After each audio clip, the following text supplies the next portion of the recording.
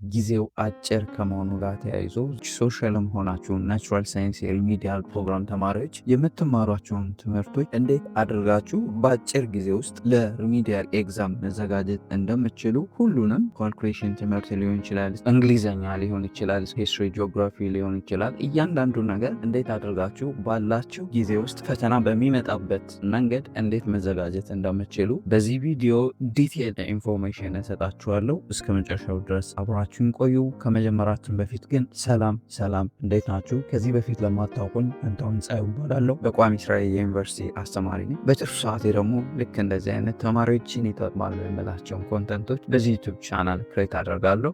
ዩቲዩብ ላይ ቁም ነገር አዘል መረጃዎችን ለማየት የሚመጡ ከሆነ እና ለዚህ ዩቲዩብ ቻናል አዲስ ከሆናችሁ ሰብስክራይብ በማድረግ ቤተሰብ ሆኑ። ፋሚሊ ሆናችሁ ደግሞ ቪዲዮ ለሌሎች እንዲደርስ ላይክ፣ ሼር በማድረግ ተባበሩን። ለስዳበት ከኢንትራንስ ኤግዛም አንጻር በሪሚዲያል ፕሮግራም የሚሰጠውና የምትዘጋጁበት ጊዜ በጣም አጭር ነው።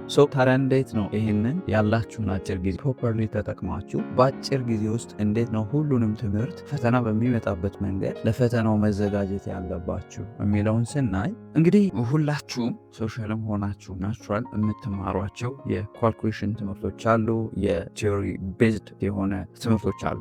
ወደ መጀመሪያው ወደ ቲዮሪቲካል ወደሚበዛባቸው ትምህርቶች ባዮሎጂ፣ ኬሚስትሪ፣ ሂስትሪ፣ ጂኦግራፊ ስንሄድ ፈተና አውጪው አካል እነዚህን ትምህርቶች ፈተና የሚያወጣው በኮርስ ኮምፒተንሲ ወይም በኮርስ ኦብጀክቲቭ ቤዝድ ሆኖ ነው። ሰንበዲ የሚማርበት የሆነ ቦታ አለ፣ ሰንበዲ የሆነ ዩኒቨርሲቲ የሚማር አለ።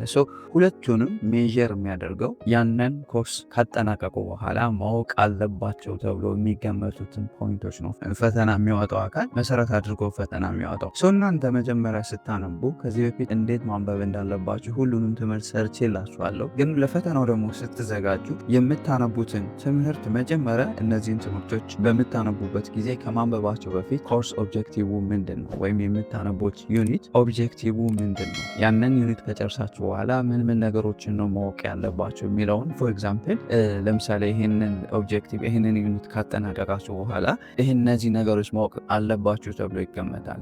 ይህንን ዩኒት ካነበባችሁ በኋላ አፍተር ዩ ፊኒሽ እነዚህን ዩኒት አንበባችሁ ከጨርሳችሁ በኋላ ሜክ ሹር እነዚህን ፖይንቶች ስቴት የተደረጉትን ፖይንቶች ማወቅ አለባችሁ። ካላወቃችሁ ተመልሳችሁ ኦብጀክቲቭን ስለምታውቁት ካላወቃችኋቸው ወይም በደንብ አንደርስታንድ ካላደረጋችኋቸው ተመልሳችሁ እነዚህን ፖይንቶች ማወቅ አለባችሁ። በእነዚህ ፖይንቶች መሰረት የተለያዩ ጥያቄዎችን መስራት አለባችሁ። የተለያዩ ቲዮሪ ቤዝድ የሆኑ ጥያቄዎችን ስኩልቢ ካለፉ አመት ጥያቄዎች ወይም በራሳችሁ ሪቪው ኩዌስችን ወይም ቻት ጂፒቲን በኤግዛም መልክ ጥያቄ ጄነሬት እንዲያደርግላችሁ በማድረግ ጥያቄዎችን መስራት ትችላላችሁ። ፈተና የሚወጣበት በነዛ ኦብጀክቲቭ መሰረት ስለሆነ እነዚህን ኦብጀክቲቮች ቀድሞ በማወቅና በመዘጋጀት ለፈተናችሁ ውጤታማ ዝግጅት ማድረግ ትችላላችሁ። ሌላው እንግዲህ ካልኩሌሽን ትምህርቶች ማተስ፣ ፊዚክስ ወይም ሌሎቹ ካልኩሌሽን ትምህርቶች በምታነቡበት ጊዜ እነዚህን ትምህርቶች ብዙ ጊዜ ጥያቄዎችን ፕራክቲስ በማድረግ ነው ማንበብ ያለባችሁ። ግን እንዴት ነው ፕራክቲስ የሚባለው? ትክክለኛ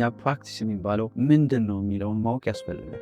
ፕራክቲስ ማለት ለምሳሌ ማትስ አንድ ዩኒት አንብባችሁ በዛ ባነበባችሁት ዩኒት ካነበባችሁ በኋላ መቶ ጥያቄ በአንድ ጊዜ መስራት አይደለም ፕራክቲስ። ትክክለኛ ፕራክቲስ የሚባለው የሆነ ኮንሰፕት ወይም ቴርሞችን ዲፊኒሽኖችን ታነባላችሁ። ያንን ዲፊኒሽን ወይም ቴርም ወይም ቴዎሬቲካል ቤዝድ የሆነው ኮንሰፕት ካነበባችሁ በኋላ ኤግዛምፕሉን በትክክል አንደርስታንድ አድርጋችሁ ትሰራላችሁ። ያንን ኤግዛምፕል አንደርስታንድ አድርጋችሁ ከሰራችሁ በኋላ ኮንሰፕቱን አንደርስታንድ አድርጋችኋል። ኤግዛምፕሉን በመስራት አንደርስታንድ አድርጋችኋል።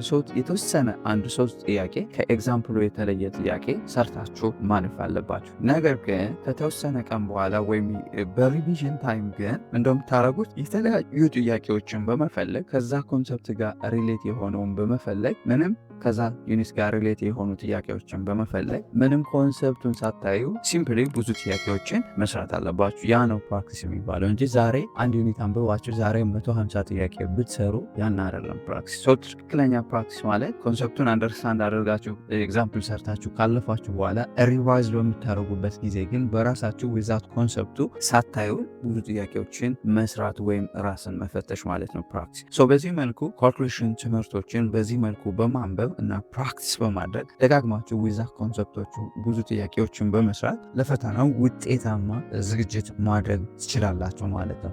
ጥያቄዎችን ስሰሩ በደንብ መቼ መስራት እንዳለባችሁና ሪቫይዝ ስታደርጉ ምን አይነት ጥያቄ መስራት እንዳለባችሁ በደንብ ማወቅ አለባችሁ። ያለፈው ዓመት ፈተና ጥያቄዎች ሊሆን ይችላል ወይም ሪቪው ኩዌስችኖችን ሪቫይዝ በምታደርጉበት ሰዓት ጥያቄዎችን በፈተና በሚመጣበት መልኩ ፕራክቲስ ማድረግ አለባችሁ። አፍተር ዩ ፊኒሽ ያን ፕራክቲስ እነዛን ሜን ኦብጀክቲቮቹ የዩኒቱን ሜን ኦብጀክቲቭ ማግኘታቸውን ግን እርግጠኛ ሆኑ ማለት ነው። ሌላው እንግሊዘኛ ዋናው ፈተናችሁ ነው። አብዛኛው ተማሪ የሚሸወደው እዚህ ላይ ነው። እንግዲህ እንግሊዘኛም ብዙ ጊዜ እንደ ሌሎቹ ትምህርት አብዛኛው ተማሪ አያዩም። ነገር ግን ደግሞ ለውጤታችሁ ኢት ኩድ ቢ ከ500 የምትፈተኑ ከሆነ ከ400 የምትፈተኑ ከሆነ 100 የሚይዘው እንግሊዘኛ ነው። እንግሊዘኛ ደግሞ ልክ እንደ ሌሎቹ ትምህርቶች ሁሉ መዘጋጀት አለባችሁ ለፈተናው።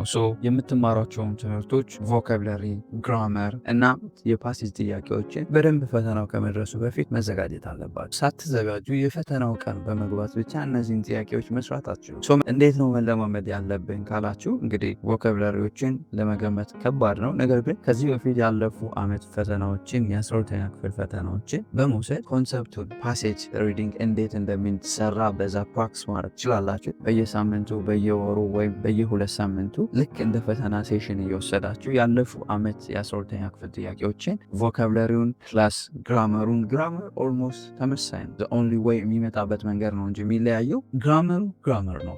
ከዚህ በፊት የተማራችሁት ግራመር ነው። ግን ያንን ግራመር ደግሞ በትክክል መረዳትና ማወቅ ይፈልጋል። እሱን ነገር በደንብ ልክ እንደ ሌሎቹ ትምህርት ሰፊ ሰዓት ባትሰጡትም ግን አትሊስት እንደ ሌሎቹ ትምህርቶች በጥናት ፕሮግራማችሁ ውስጥ አካታችሁ ያለፈው ዓመት ጥያቄዎችን በደንብ በመስራት ፓሴጆችን ልክ እንደ ፈተና በመውሰድ በመለማመድ ጥያቄዎችን መስራት ትችላላችሁ ማለት ነው። እንደዛ በማድረግ ለሚቀጥለው ትምህርት ሚኒስቴር ለሚሰጣችሁ ኤግዛም መዘጋጀት ትችላላችሁ። ግን እነዚህን ጥያቄዎች ሲሰሩ ምናልባት አንደርስታንድ የማታደርጓቸው ነገሮች ካሉ ከጓደኞቻችሁ ጋር በመረዳዳት በመተጋገዝ እናንተ የምታውቁትን እነሱ የሚያውቁትን ሼር በመደራረብ በደንብ መዘጋጀት አለባችሁ። አይሆፕ ከኢንትራንስ ኤግዛም ብዙ ጋፓችሁን አውቃችኋል። ክፍተታችሁ ምን እንደነበር ታውቃላችሁ። እንዴት ተዘጋጅታችሁ እንዴት ይህን ያህል ውጤት እንዳመጣችሁ ታውቁታላችሁ። ከዛ በደንብ ትምህርት ወስዳችሁ በደንብ መዘጋጀት ይጠበቅባችኋል። በአጠቃላይ ግን ለሚቀጥለው ፈተናችሁ ስትዘጋጁ ኢት ኩድ ቢ ቲዮሪ የሚበዛበት ሰብጀክት ሊሆን ይችላል። ኢት ኩድ ቢ ካልኩሌሽን፣ ማትስ፣ ፊዚክስ ወይም ሌሎቹ ትምህርቶች ሊሆኑ ይችላሉ፣ ወይም እንግሊዘኛ ሊሆን ይችላል። በአጠቃላይ ግን ስታነቡ በደንብ የምታነቧቸውን ነገሮች ኦብጀክቲቭ ቤዝድ ሆናችሁ እያንዳንዱን ዩኒት ካጠናቀቃችሁ በኋላ ኦብጀክቲቭ ምንድን ነው የሚለውን መጀመሪያ አውቃችሁ ስታነቡ ከዛ ዩኒት ምን ማወቅ እንዳለባችሁ እና ምን መረዳት እንዳለባችሁ ምን ፈተና ላይ ሊመጣ እንደሚችል ማወቅ ትችላላችሁ። ቴክኒኩ ይሄ ነው። ይህንን ፓተርን ካወቃችሁ ኦልዌይስ ምንም ግራ አትጋቡ፣ ምንም አትደናገሩ ማለት ነው። በዚህ መሰረት በማንበብ ለሚቀጥለው የትምህርት ሚኒስቴር ለሚሰጠው ፈተና መዘጋጀት ትችላላችሁ ማለት ነው። አይሆፕ በደንብ ጠቃሚ ነው ብዬ አስባለሁ። ጠቃሚ ሆኖ ካገኛችሁት እና ለዚህ ዩቲዩብ ቻናል አዲስ ከሆናችሁ ሰብስክራይብ በማድረግ ቤተሰብ ይሁኑ። ፋሚሊ የሆናችሁ ደግሞ ቪዲዮ ለሌሎች ተማሪዎች እንዲደርስ ላይክ፣ ሼር በማድረግ ተባበሩን። አስተያየት ካላችሁ መጠየቅ የምትፈልጉት እንዲሰራላችሁ የምትፈልጉት ነገር ካለ ኮሜንት ሴክሽን ላይ አስቀምጡልን። በሌላ ጠቃሚ ቪዲዮ እስክንገናኝ ለሀገራችን ሰላም፣ ፍቅር፣ አንድነት ስጠን። ፔስ